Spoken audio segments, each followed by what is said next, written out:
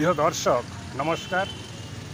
ମୁଁ ଡକ୍ଟର ଭବତୋଷ ମଣ୍ଡଲ, ମୋର YouTube channel Mandal homeo and ରିସର୍ଚ୍ଚରେ ଆପଣମାନଙ୍କୁ ହାର୍ଦ୍ଦିକ ସ୍ୱାଗତ ଜଣାଉଛି। ଆଜି ମୁଁ ଆପଣମାନଙ୍କୁ ଗୋଟିଏ ଗଛ ଦେଖାଉଛି।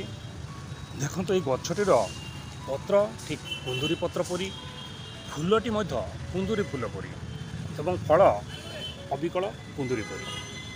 ଏହି ଗଛଟିର ନାମ ହେଉଛି ସେଫାଲେଣ୍ଡ୍ରା ଇଣ୍ଡିକା। ଏହି ଗଛଟି ଠିକ୍ କୁନ୍ଦୁରି ଗଛ ପରି ଦେଖାଯାଉଥିଲେ ମଧ୍ୟ ଏହାର ଗୁଣ କୁନ୍ଦୁରି ଠାରୁ ଭିନ୍ନ ଅଟେ। ଏହି ଗଛଟିର ଫୁଲ, ପତ୍ର, ଫଳ ଆଦିରୁ ଔଷଧ ପ୍ରସ୍ତୁତ କରାଯାଏ। ସେହି ଔଷଧ ବିଭିନ୍ନ ରୋଗରେ ସଫଳତାର ସହିତ କାର୍ଯ୍ୟ କରିଥାଏ। ଏବେ ଆମେ ପ୍ରଥମେ ଜାଣିବା ଯେ କେଉଁ ରୋଗରେ ଏହା କାର୍ଯ୍ୟ କରେ। ଏହି ଗଛଟିର ଔଷଧ ଡାଇବେଟିସ୍ ରୋଗରେ ବହୁତ ସଫଳତାର ସହିତ କାର୍ଯ୍ୟ କରେ